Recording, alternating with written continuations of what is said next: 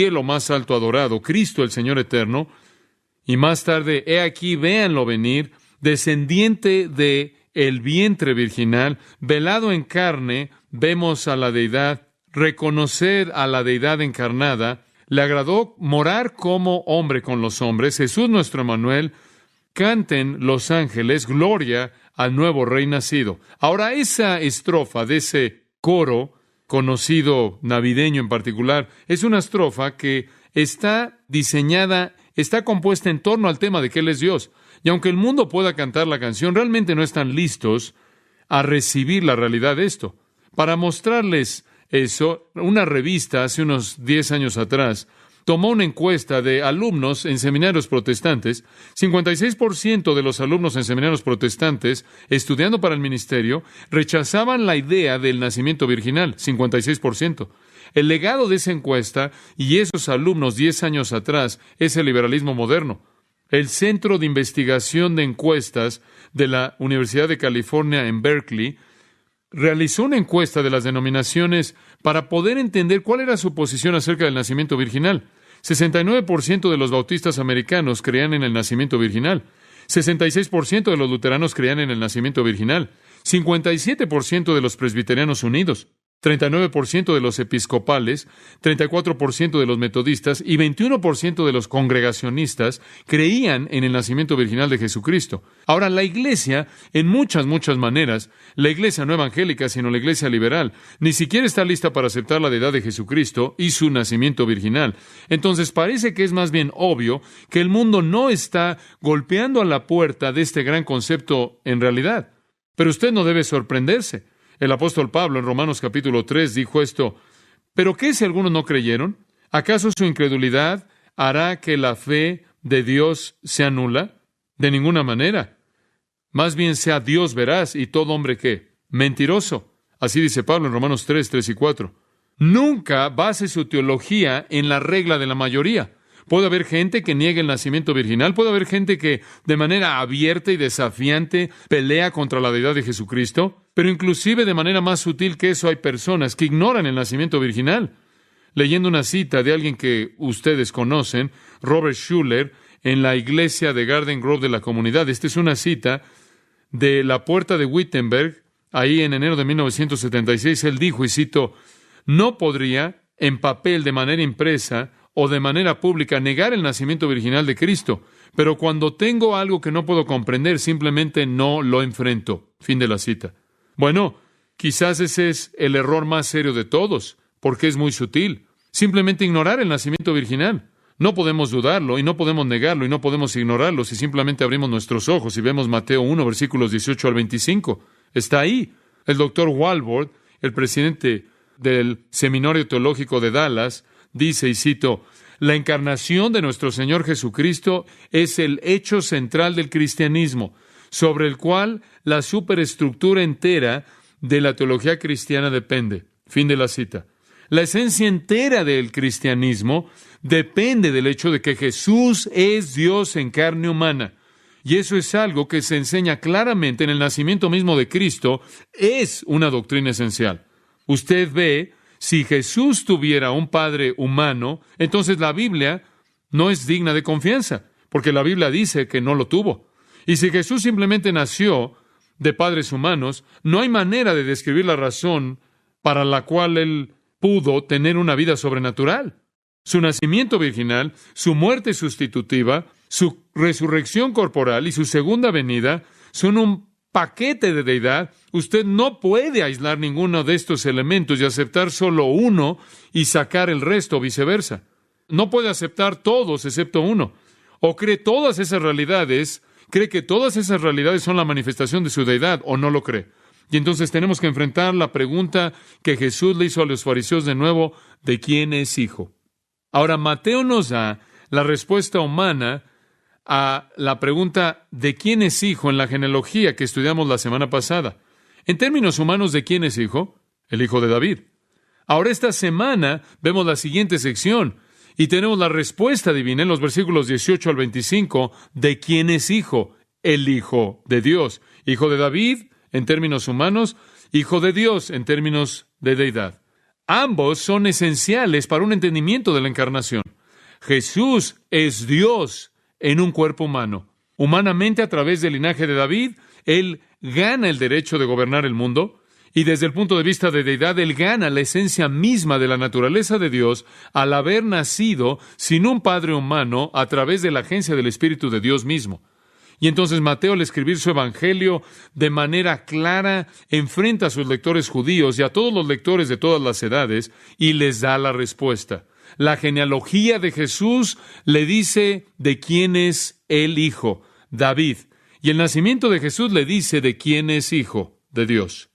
Ahora, si Mateo 1:1 al 17 fuera la única genealogía que se pudiera presentar, entonces Cristo habría tenido el derecho legal de ser rey, pero Él nunca habría podido redimir a los hombres, Él nunca habría podido conquistar la muerte, Él nunca habría podido conquistar el pecado, Él nunca habría podido conquistar a Satanás y el infierno.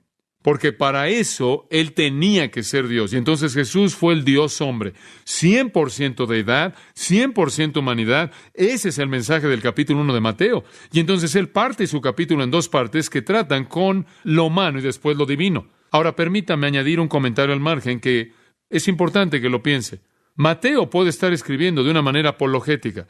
Y con esto no quiero decir que se estaba disculpando por lo que estaba diciendo. La apologética viene de una palabra griega, apología, que significa un discurso en defensa de. Y puede ser que Mateo, de hecho, esté escribiendo aquí no solo para presentar los hechos, sino que realmente está escribiendo para contraatacar algo que estaba pasando. Realmente está escribiendo para contraatacar o responder a cierta calumnia. Por ejemplo, sabemos que en la época de Jesucristo hubieron algunos que lo acusaron de ser un hijo ilegítimo, un hijo que nació fuera del matrimonio, el hijo de un soldado romano que cohabitó con María y que María era una adúltera y entonces Jesús era un hijo ilegítimo. Ese tipo de calumnias existían en ese entonces. Y puede ser que Mateo no solo estaba registrando los hechos del nacimiento de Cristo, sino que él de hecho estaba refutando una calumnia que existía acerca de su querido Señor. Y este texto simplemente corrige esa calumnia. El nacimiento virginal es lo suficientemente esencial como para que el credo de los apóstoles hable de Jesús como concebido por el Espíritu Santo, nacido de la Virgen María. Siempre ha sido ese un hecho cardinal del cristianismo y siempre ha sido uno que es atacado por la falsa doctrina. Ahora, el mundo ha tenido sus nacimientos raros, fuera de lo normal. Yo recuerdo leer acerca de los primeros quíntuples. Creo que fueron los quíntuples Dion, nacidos alrededor de 1934, mucho antes de que yo estuviera en el ojo de mi padre. Y nosotros en nuestra propia vida en los Estados Unidos hemos visto, creo que fue los quíntuples Fisher y después, de manera más reciente, alrededor de 1973, los sextuples Stanix.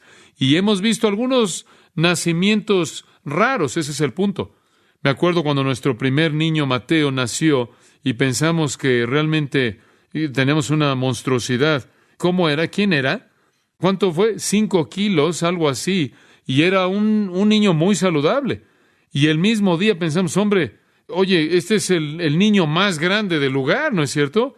Sal de ahí y cómprale un balón de fútbol americano. Y leí el periódico el mismo día que hubo un bebé que pesaba 8 kilos y algo, unos gramos más. Ahora ese es un bebé grande, ese es un bebé.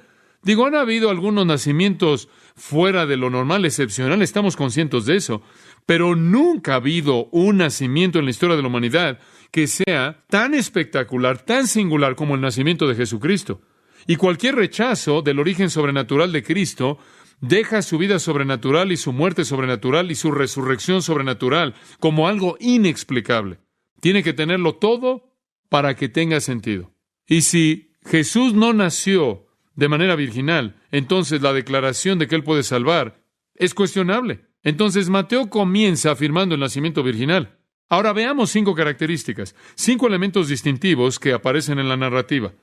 Y me gusta tomar una narrativa como esta, y aunque no está dividida en términos de pensamiento lógico, simplemente es narrativa, pero si la dividimos, en cierta manera podemos ver el énfasis, y ese es el propósito al hacer esto, y probablemente hay un bosquejo ahí en el boletín si tiene uno que puede seguir. Pero vemos aquí 5 cosas. El nacimiento virginal concebido, confrontado, aclarado, conectado y consumado. Esas no son palabras profundas, simplemente son ganchos en los cuales pueden colgar sus pensamientos. En primer lugar, el nacimiento virginal concebido, después confrontado, después aclarado, después conectado y después consumado. Ahora, por cierto, esto es muy interesante. Cómo ciertos teólogos liberales tratan con este problema aquí. Dicen, bueno, sí, estamos de acuerdo, claro, de que este es el relato de un nacimiento virginal, pero después de todo, Mateo fue escrito por un hombre bien intencionado que no fue inspirado por Dios. Y nos dicen que en el tiempo en el que Mateo fue escrito, no saben cuál fue el tiempo, como les dije la última vez. Hay una posibilidad de 30 años, pero alrededor de ese entonces, del 40 al 70, después de Cristo, alrededor de ese entonces, dicen que hubieron muchos mitos de nacimientos virginales que flotaban ahí en la época. Y resulta que fue un pensamiento popular y entonces cuando Mateo quiso hablar de su asunto de Jesús, él simplemente tomó uno del aire y lo incorporó aquí, porque habían tantos mitos de nacimientos virginales que flotaban en la época. ¿Pero quieres saber algo? Siempre han habido muchos mitos de nacimientos virginales flotando. ¿Quién los inventó? Satanás. ¿Por qué? ¿Él es el maestro de qué? Del engaño, el engañador. Entonces, siempre han habido estas cosas. Permíteme darle una ilustración de una. Por cierto, escritores que se remontan hasta Orígenes, quien escribió a principios de la era cristiana, escritores desde ese entonces hasta el presente, nos han mostrado claramente la identidad perversa de esos cuentos. Son muy, muy cuestionables. Digo, simplemente no hay comparación. Le voy a dar una ilustración. Había una leyenda de Alejandro el Grande. Usted recuerda a Alejandro el Grande, el hijo de Felipe de Macedonia. Alejandro el Grande o Alejandro Magno conquistó el mundo, tomando el mundo de los medopersas, y él arrasó desde el este con un gran ejército y conquistó el mundo para Grecia. Bueno, Alejandro el Grande, se decía que Alejandro el Grande nació de manera virginal. Y esta es la historia. Una serpiente una vez fue vista compartiendo la cama de Olimpas. Ahora Olimpas fue la esposa de Felipe de Macedonia. Entonces ella cohabitó con una serpiente. Y claro, todos sabemos, y sabemos algo de la leyenda griega, quién era esa serpiente. Era uno de los dioses griegos, quien más que cualquier otro era un perverso sexual.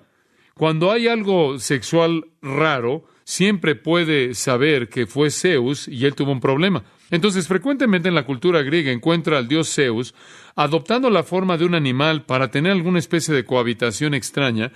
Y eso es lo que dicen que sucedió en el caso de Alejandro Magno, Alejandro el Grande. Este era Zeus en forma de una serpiente, se metió en la cama con Olimpia e hizo que Olimpia quedara embarazada, y Zeus también apareció frecuentemente como un ave y a veces inclusive aparecía como espuma en el mar, haciendo que los barcos fueran derribados, cosas extrañas. Pero bueno, lo que la leyenda dice es que cuando Felipe de Macedonia se dio cuenta de que su esposa había hecho esto, su propio deseo sexual fue adormecido y de ahí el producto de la unión tuvo que haber nacido de la serpiente y no fue ningún otro que Alejandro, y entonces Alejandro el Grande fue el hijo de Zeus.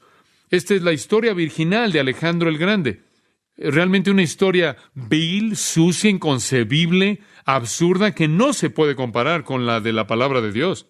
Ahora, decir que Mateo simplemente resultó que encontró una de estas ideas en el aire y la metió aquí, la metió acerca de la vida de Jesús, es hacer dos cosas. Número uno, es acusar a Mateo de ser un mentiroso abierto. Y número dos, es decir que la palabra de Dios es de hecho no la palabra de Dios, sino la palabra de los hombres. Esta es historia, amados, no fantasía, esto es historia. Ahora, realmente no había mucho de qué hablar acerca de que el Mesías fue nacido de una virgen. Digo, realmente no veían eso, aunque en cierta manera se encontraba velado en el Antiguo Testamento, y aunque estaba Isaías 7:14 y habían otros pasajes que quizás en cierta manera se inclinaban en esa dirección, pero realmente no veían eso. Pero había evidencia, y quiero que observen esto, quiero que esto lo mantengan en mente. Había evidencia del Antiguo Testamento de que el Mesías sería Dios. Ahora estuvo velado. No estaba presentado de manera abierta, pero por lo menos hay indicaciones en el Antiguo Testamento de que el Mesías sería deidad. Y no vamos a tomar el tiempo para entrar en esto, pero simplemente tomen esto y archívenlo en algún lugar ahí en su mente, pero era muy vago. Y no fue sino hasta que llegó el Nuevo Testamento que el misterio pleno de la piedad, que Dios fue manifestado en la carne, realmente se desarrolló y se volvió algo claro en el Nuevo Testamento. Entonces fue natural que si es claro en el Nuevo Testamento que Jesús es Dios en carne humana, entonces, ¿cuál sería el punto número uno de ataque de todo sistema falso? la deidad de Jesucristo. Invariablemente todos lo hacen. Ahora, los hechos son claros en la narrativa. Están aquí para apoyar el hecho de que desde el principio mismo Jesús fue el Hijo de Dios, Dios en carne humana. No importa lo que los judíos creyeron o no creyeron, no importa lo que las leyendas decían, no importa lo que los críticos dijeron, no importa lo que la calumnia decía, Mateo registra los hechos. Ahora veamos cómo este acontecimiento increíble ocurrió. En primer lugar, punto número 1, el nacimiento virginal concebido. Versículo 18, el nacimiento virginal concebido. Este milagro es tan increíble que espero que no lo hayan oído con tanta frecuencia, que sus sentidos están adormecidos ante la identidad sobrenatural, espectacular de esto. Versículo 18. El nacimiento de Jesucristo fue así. Estando desposada María, su madre con José, antes que se juntasen, se halló que había concebido del Espíritu Santo. Ahora vamos a detenernos ahí. Ahora aquí usted tiene el nacimiento virginal concebido. Aquí el Espíritu de Dios, a través del escritor Mateo, nos dice que María concibió del Espíritu Santo. Ahora permítame mostrarle algo acerca del versículo que creo que es fascinante. ¿Ve ahí usted la palabra nacimiento? La palabra nacimiento al principio. Esta es la misma palabra griega como la palabra en el versículo 1 del capítulo 1, en donde dice el libro de la genealogía. Es la misma palabra que se traduce genealogía. En otras palabras, él simplemente le está dando la genealogía de Jesús del lado divino. En el 1:1,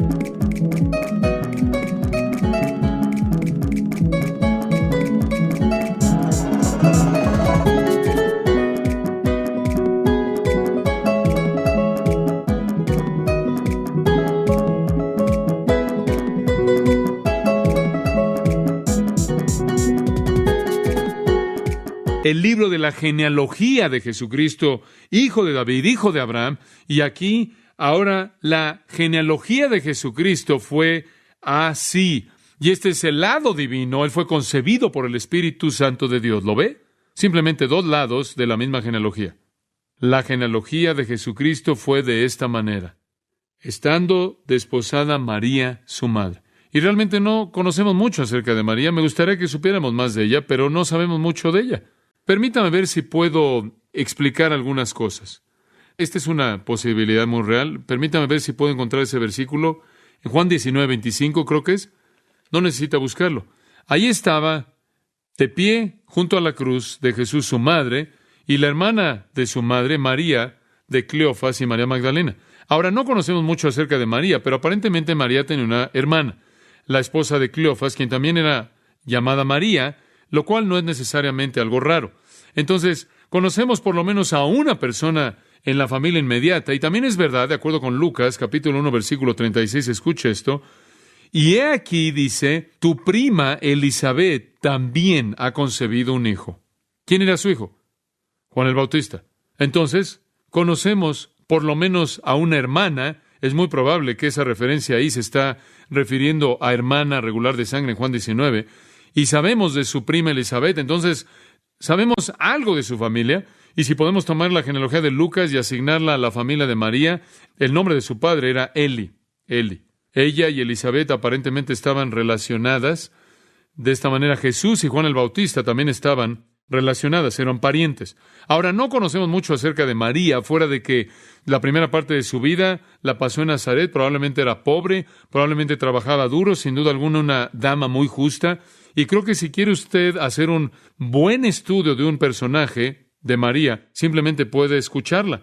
En Lucas 1 tiene un relato paralelo de la Anunciación y todo eso. Y claro que cuando María descubrió lo que el Espíritu de Dios había hecho y lo que iba a pasar, usted sabe, dice que el Espíritu de Dios vendrá sobre ti y el poder del Altísimo te cubrirá y lo que nacerá de ti será llamado Hijo de Dios, Lucas 1:35. Vas a tener un niño y va a ser el Hijo de Dios, deidad. Y el versículo 38 nos habla algo de quién fue María. Debido a su respuesta, y María dijo: he aquí, la sierva del Señor, hágase según tu palabra. Ahora, ¿qué aprende usted de María ahí? Ella se sometió aquí, a la palabra de Dios. Versículo 45, y María dice: y bienaventurado es la que creyó. Bienaventurada es la que creyó. Elizabeth y María tuvieron una conversación. Aprendemos una segunda cosa acerca de María. No solo se sometió a la palabra de Dios, sino que fue una mujer ¿de qué? De fe. Ella creyó en Dios. Ahora escuchen, damas. Si un ángel viniera y le dijera eso a usted, ¿usted simplemente diría: hágase según la palabra de Dios? Alguien diría: oh, qué gran persona de fe, ella debió haber sido grande. Ustedes saben lo que la mayoría de las mujeres habrían dicho: oye, José, tuve este sueño tan raro, tengo que ver a un consejero. Ella creyó. Una gran mujer de fe, una gran dama de fe. Y por cierto, simplemente quiero recordarle de que este tipo de fe es característico de una persona justa, una persona que se somete a la autoridad de la palabra de Dios y quien vive por fe en esa palabra, aun cuando no tiene sentido absoluto y no había un precedente histórico humano sobre el cual ella pudiera decir: esto es verdad, a la luz de lo cual ella hubiera dicho: esto es verdad, esta es una mujer que es justa. Ella lo aceptó, y lo más maravilloso fue su Magnificat, como la Biblia, como la historia lo ha llamado. Y María dijo: mi alma engrandece al Señor, Lucas 1:46, y mi espíritu se regocija en Dios mi Salvador, porque Él ha considerado la condición baja de sus siervas, porque de aquí en adelante todas las generaciones me llamarán bienaventurada, porque el poderoso ha hecho conmigo cosas grandes y santo es su nombre. ¡Oh, qué dama tan piadosa! No hay algo raro en su mente, no hay duda, no hay confusión, no hay que ponderar, no hay duda alguna, no hay cuestionamiento, hay una sumisión instantánea y una creencia instantánea que esto, de hecho, es la verdad de Dios. ¡Qué dama tan justa! Ella estaba tan inmersa en Dios. Ella fue una santa verdadera del Antiguo Testamento, de tal manera que ella pudo identificar cuando Dios estaba hablando, y ella procedió a alabar a Dios por lo que Él iba a hacer. Podría ser interesante para usted saberlo. ¿Sabe lo que la palabra María es en griego? La palabra María en griego es Miriam. ¿Y sabe cuál es el significado de raíz? Rebelión. Pobre dama, recibió un mal nombre. Ella no era rebelde. Ahora, ella estaba casada o desposada, regresa al versículo 18. Ella dice ahí desposada con José. Ahora, José, no sabemos nada de él, de trasfondo. Simplemente no sabemos nada de él. Él es descrito por un término griego que puede ser traducido carpintero o que trabajaba con roca, masón. Y puede ser que el hombre hizo ambos, porque si él construía casas, él pudo tener que colocar los ladrillos y también poner los marcos de las ventanas y las puertas, entonces quizás hizo ambos. Pero él, sin duda alguna, era un hombre pobre que trabajaba duro. Tengo la confianza de que él era un hombre justo, porque dice en el versículo 19, José, su marido, siendo un hombre justo, él también fue un hombre piadoso. Él fue un verdadero santo del Antiguo Testamento. Entonces aquí hay dos santos del Antiguo Testamento. Ahora eran muy, muy jóvenes. La mayoría de los eruditos creen que eran adolescentes debido a que los matrimonios en esa época ocurrían con las damas tan jóvenes como podrían creer a los 12 años de edad. Sus desposorios, este compromiso, ocurría cuando las niñas tenían entre 12 y 13 años de edad. Y entonces probablemente son adolescentes más grandes porque vemos la madurez tremenda de María. Y dice aquí, observe la palabra desposados. Obtenemos la palabra esposo de ahí, pero en el griego desposado. Ahora, ¿qué significa esto? Hemos tenido mucha discusión de esto. ¿Qué quieres decir que estaban desposados? ¿Significa que estaban comprometidos? ¿Significa que estaban saliendo de manera constante y María estaba cargando el anillo de José ahí colgado de su cuello en una cadena? ¿Qué significa? ¿Qué quiere decir? María y José estaban desposados. Bueno, les voy a dar algo de trasfondo. El Antiguo Testamento y los rabinos, como también en los escritos rabínicos, distinguen dos épocas, dos etapas en el matrimonio hebreo. Dos. Uno es llamado el Kiddushin, la otra es el Jupa o el Jupa. El Kiddushin y el Jupa. Ahora, el Kiddushin era el desposorio y era, Deuteronomio capítulo 20, versículo 7, le cuenta de esto, si quiere usted escribir eso, Deuteronomio 27, lo que era que habían dos familias que escribían un contrato, o dos individuos podían hacerlo, establecían un contrato que prometían matrimonio. Muy bien. Ahora observe esto, era un contrato obligatorio, y si en algún momento durante el contrato del periodo de desposorio, de ese periodo de ser desposados, usted violaba ese voto de matrimonio, usted tenía que divorciarse en un sentido oficial. Usted legalmente era constituido como alguien que estaba casado, aunque todavía no había una relación física en absoluto.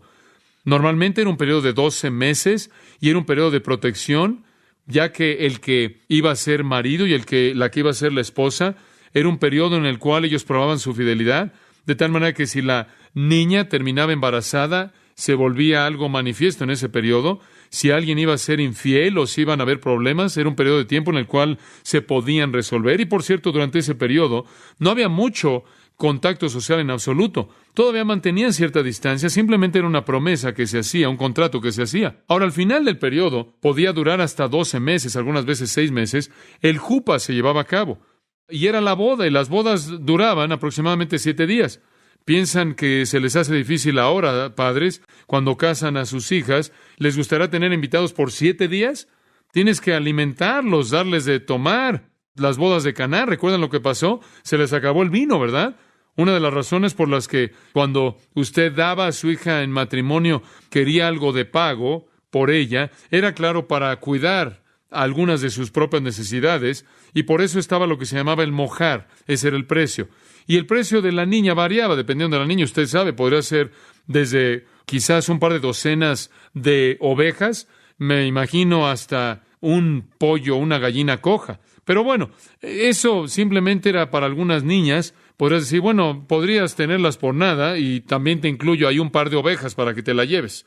Pero básicamente, eso era lo que se llamaba el mojar. Y este era el precio que se pagaba. Y era pagado en el punto del desposamiento. Normalmente, de acuerdo con Génesis, eran bienes o servicios. Y tenía varios propósitos. Número 1 era para compensar al padre, porque el padre tenía que gastar mucho dinero para casar a su hija.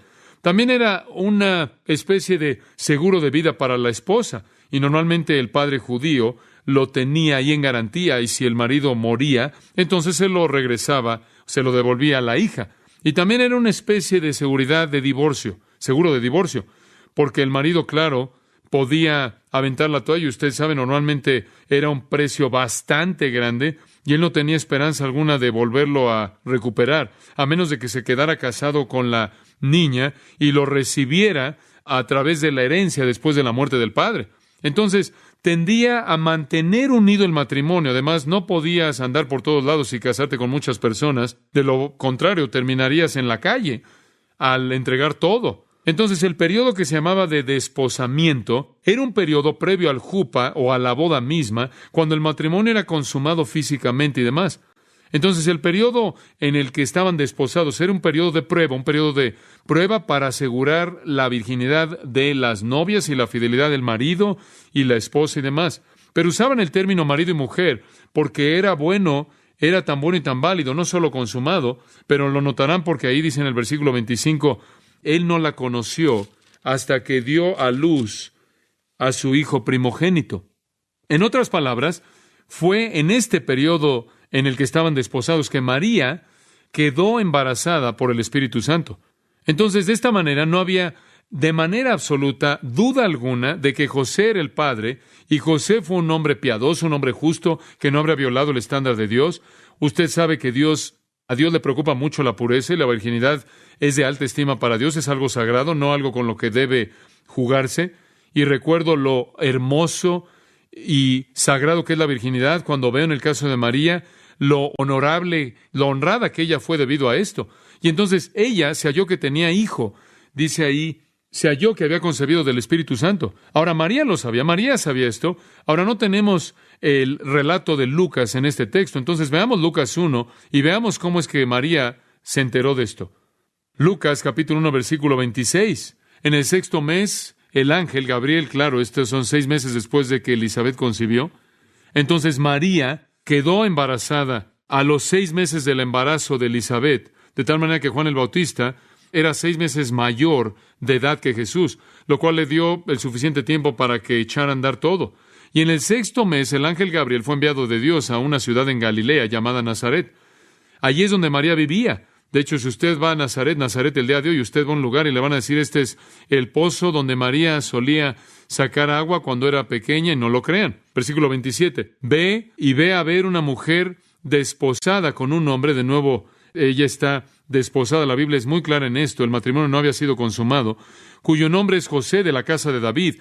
Y el nombre de la Virgen fue María. Y el ángel entró y le dijo, salve, muy favorecida, el Señor es contigo. Bendita eres entre todas las mujeres. Y cuando ella lo vio, ella se turbó. Bueno, me imagino, esta pequeña ahí, en esa parte del país donde todo el mundo era un granjero y ni siquiera era Jerusalén, era algo insignificante. Y de pronto un ángel grande y glorioso, no solo cualquier ángel, sino Gabriel, el héroe de Yahweh. Gabriel entra y dice, salve María, muy favorecida, bendita eres entre las mujeres. Y cuando ella lo vio, ella se turbó ante lo que dijo y ponderó en su mente, ¿qué tipo de saludo era este? ¿De qué está hablando? Yo no soy nadie.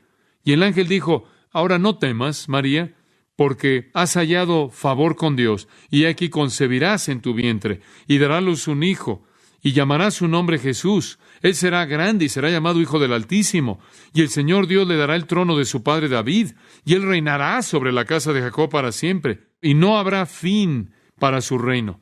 Después María le dijo al ángel, ¿cómo es esto? Ya que no conozco hombre. Como pueden ver aquí, María está afirmando su virginidad. Y el ángel respondió y le dijo, el Espíritu Santo vendrá sobre ti, y el poder del Altísimo te cubrirá. Por tanto, el santo ser que nacerá, noten que no solo es llamado el Hijo de David, sino que también será que Hijo de Dios. Digo, qué increíble anuncio. A una dama que no es nadie, viviendo en un pequeño lugar llamado Nazaret. Entonces María lo supo, y cuando quedó embarazada ella sabía por qué. Y pobre José no sabía.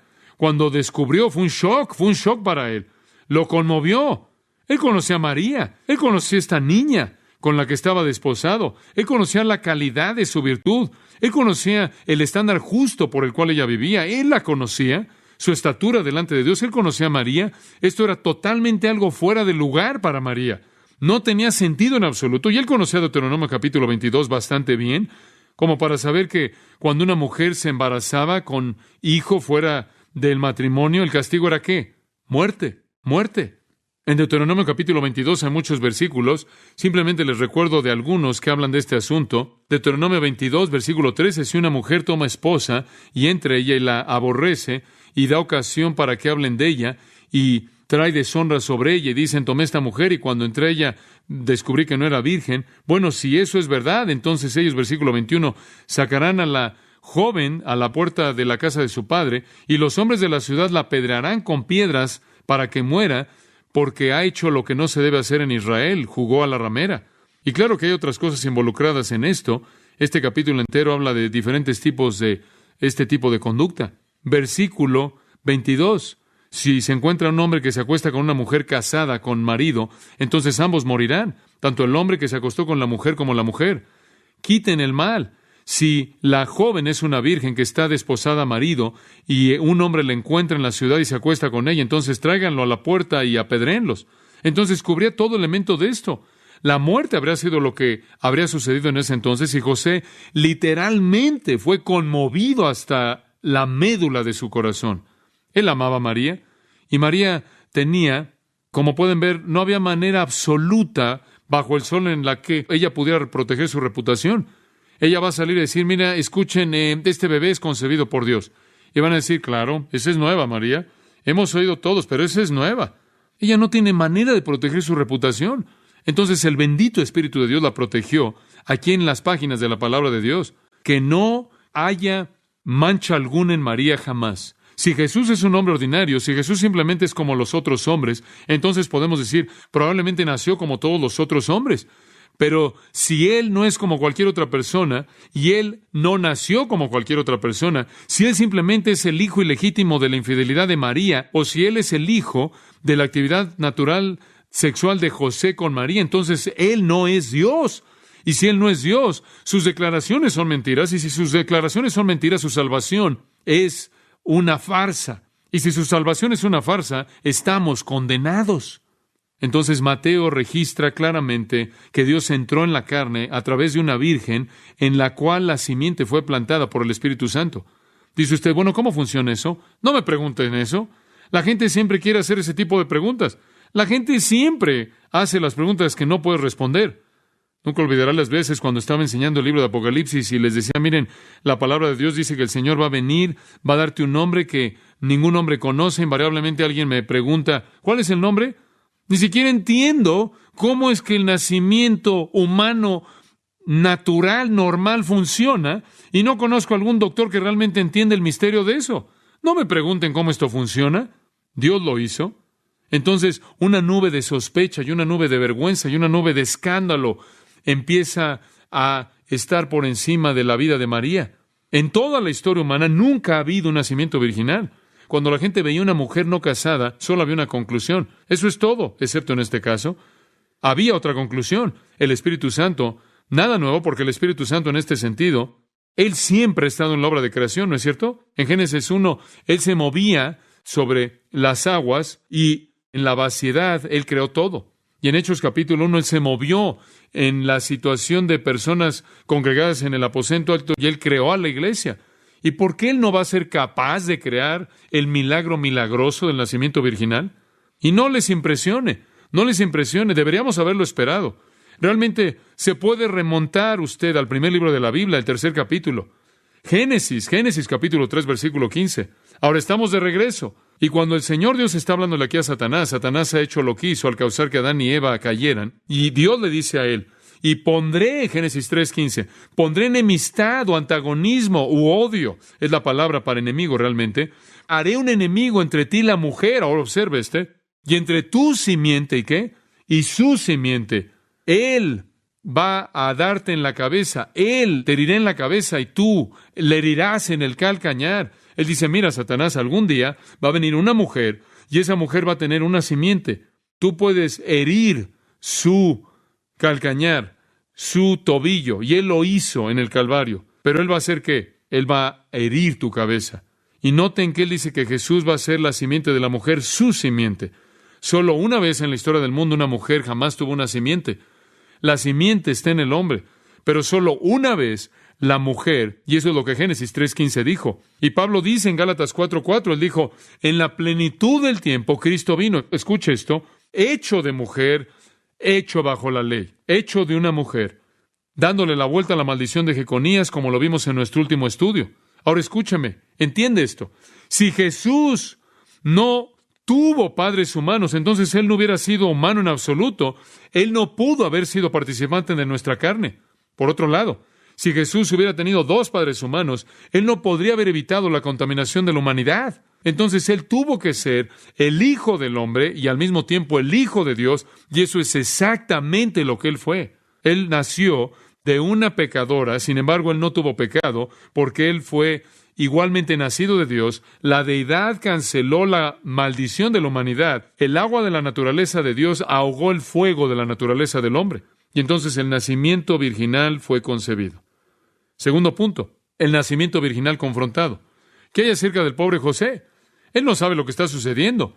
Su pequeño mundo se ha terminado. José, un hombre justo, sin duda profundamente comprometido con María, esperando con gran expectativa el día en el que ambos van a ser probados durante el periodo de desposamiento y puedan unirse para consumar el matrimonio. ¿Qué hay acerca de José? Versículo 19. José, su marido. Observen que él es llamado su marido, aunque todavía están en el periodo de desposamiento. Siendo justo, como era justo y no quería infamarla, quiso dejarla secretamente. Ahora, de pronto, vemos el nacimiento virginal confrontado. José tiene que confrontar esto, tiene que enfrentarlo, y el milagro simplemente no le es claro. Él no entiende.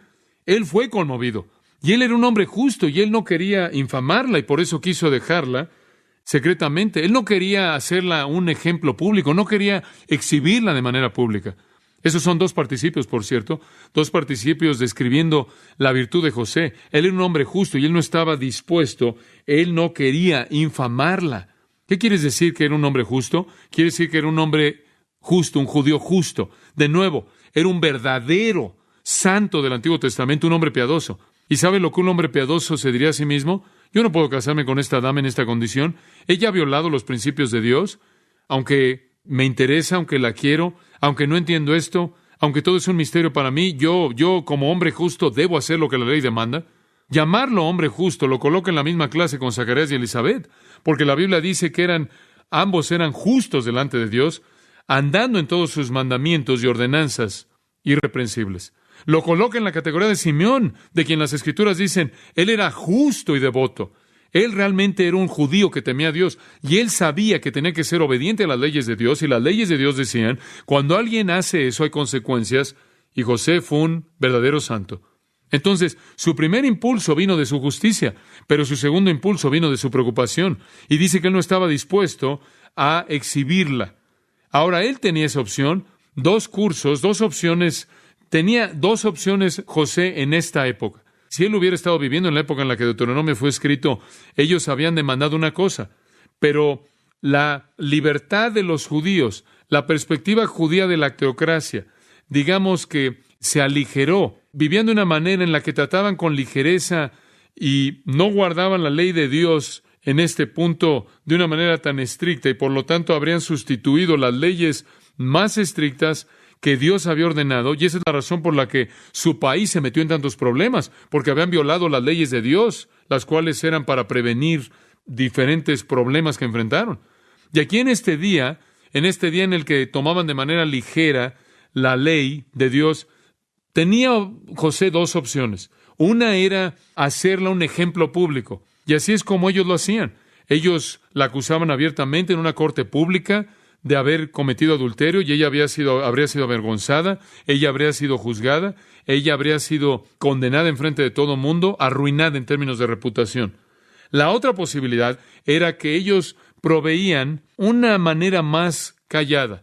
Las dos partes se podían unir ante 2 o 3 testigos y escribir una carta de divorcio privada, así como se indica en Deuteronomio 24, y escribían esta carta de divorcio en privado, y no había un procedimiento judicial, no había conocimiento público, no había fanfarria, nadie necesitaba saber. Se declaraba en ese entonces que no necesitaba escribir la causa del divorcio en la declaración, y de esa manera podían disolver esto sin que nadie realmente supiera lo que había sucedido. Era hecho en secreto. Ahora, esto no necesariamente era el patrón de Dios, pero esto se permitía en términos de la ligereza con la que aplicaban la ley en el día en la que José vivía, entonces él tenía esas dos opciones. Por cierto, la palabra ahí que dice quiso dejarla secretamente, dejarles apolúo, es la palabra del Nuevo Testamento para divorcio. Él tenía que divorciarse, debido a que el estar desposado con ella constituía o se veía como matrimonio. Y él dijo, bueno, me la voy a dejar secretamente. Él simplemente no podía hacer que María fuera avergonzada públicamente. Él simplemente no podía burlarse de ella públicamente, avergonzarla públicamente. Entonces ella quería dejarla en privado. Pero él luchó con esto. No le fue fácil. Simplemente no podía llegar al acto mismo. Entonces dice en el versículo 20, y pensando él en esto, detengámonos ahí. Sin duda que él fue a su cama, en su propia casa ahí en Nazaret, aún están en Nazaret aquí, y él está meditando, y él está pensando en lo que va a hacer, y mientras él está pensando, se queda dormido. Y entonces encontramos el nacimiento virginal aclarado. El nacimiento virginal aclarado, observen ahí en el versículo 20. Observen lo que sucedió, se queda dormido, él es confrontado, él está confuso, él se queda dormido, y he aquí, un ángel del Señor le apareció en sueños. Ahora quiero que entienda algo, este no es un sueño como que usted tiene un sueño, este no es un